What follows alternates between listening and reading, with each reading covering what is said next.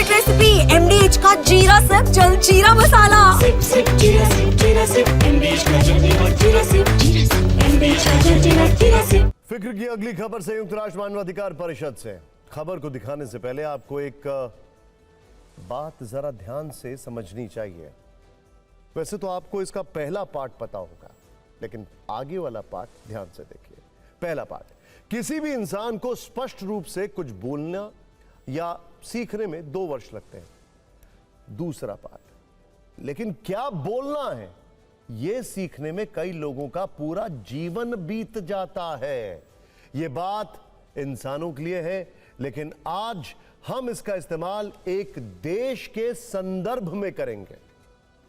देश का नाम है स्विट्जरलैंड, जो काफी समृद्ध है, लेकिन समृद्धि के इस आवरण में यह देश अपनी सीमाओं को भूलकर खुद से 150 गुना बड़ी आबादी वाले देश भारत को अल्पसंख्यकों की सुरक्षा पर, अभिव्यक्ति की आजादी पर और मीडिया की स्वतंत्रता पर ज्ञान दे रहा है। हालांकि भारत ने उसके इस अल्प ज्ञान को दुरुस्त किया, जिसे स्विट्जरलैंड कभी नहीं भूलेगा। दरअसल संयुक्त राष्ट्र मानवाधिकार परिषद की बैठक चल रही थी। इस बैठक में अलग अलग देशों में मानवाधिकार पर चर्चा हो रही थी। इस चर्चा के दौरान स्विट्जरलैंड ने कम जानकारी पर आधारित ऐसी बात कह दी जो ना तो वास्तविक है और ना ही तार्किक। स्विस प्रतिनिधि ने मानवाधिकार परिषद की बैठक में कहा कि उसका देश भारत सरकार से अल्पसंख्यकों की सुरक्षा के लिए प्रभावी कदम उठाने और मीडिया की स्वतंत्रता के अधिकारों को बरकरार रखने की अपील करता।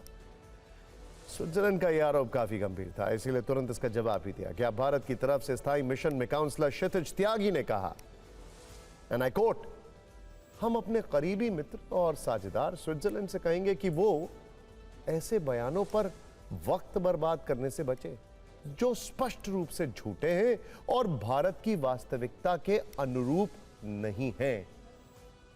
अनकोट। मामला यहीं खत्म नहीं हुआ। स्विट्जरलैंड के ज्ञानवर्धन कोर्स का एक चैप्टर अभी और बाकी, जिसमें काउंसलर क्षितिज त्यागी ने उन्हें यह समझाया, एंड आई कोट, स्विट्जरलैंड को नस्लवाद, व्यवस्थागत भेदभाव और विदेशियों से द्वेष जैसी अपनी चुनौतियों पर ध्यान केंद्रित करना चाहिए। अनकोट। दुनिया के सबसे बड़े, सबसे विविध और जीवंत लोकतंत्र के रूप में भारत इन चिंताओं से निपटने में स्विट्जरलैंड की मदद करने के लिए तैयार है। यह आगे का कोट। एक बार वाद विवाद पर आधारित ये रील देखिए, फिर कुछ आंकड़े दिखाएंगे जो स्विट्जरलैंड का और ज्ञानवर्धन करने में मदद करेंगे। ध्यान से देखिए। कई जानकार तो ये कह रहे हैं जो दुनिया भर के ब्लैक मनी का सेफ हेवन है, वो भारत को ज्ञान देने चला है। खैर, उम्मीद करते हैं भारत के स्थायी मिशन में काउंसलर क्षितिज त्यागी के जवाब से स्विट्जरलैंड को वास्तविकता समझ में आ गई होगी, लेकिन कहीं भी जरा सा भी, थोड़ा सा भी कंफ्यूजन है तो उसे हम इन आंकड़ों से थोड़ा और क्लियर कर देते हैं। स्विट्जरलैंड की आबादी 90 लाख है, भारत की आबादी 145 करोड़ से ज्यादा, यानी स्विट्जरलैंड की आबादी से करीब 150 गुना ज्यादा है। स्विट्जरलैंड से ज्यादा आबादी तो दिल्ली की है।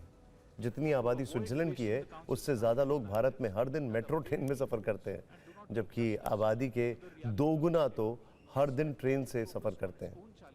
दिल्ली से भी कम आबादी है स्विट्जरलैंड की, और वो हमें विविधता पर ज्ञान दे रहे हैं। खैर, स्विट्जरलैंड में कुल 25 भाषा और बोलियां हैं, जबकि भारत में 1700 से ज्यादा भाषाएं और बोलियां हैं। यह बताता है कि भारत और स्विट्जरलैंड की कोई तुलना नहीं है। अगर धार्मिक विविधता की बात करें तो स्विट्जरलैंड में 4 बड़े धार्मिक समूह हैं, भारत में 10 से ज्यादा धार्मिक समूह हैं और इन धर्मों में 7000 से ज्यादा जातियां हैं। स्विट्जरलैंड जैसे देश के लिए यह कल्पना से भी ज्यादा है। इसीलिए स्विट्जरलैंड जैसे देश को मानवाधिकार के मुद्दे पर भारत के संदर्भ में काफी संभल कर बोलना चाहिए, खासकर तब जब वो खुद मानवाधिकार परिषद का अध्यक्ष है।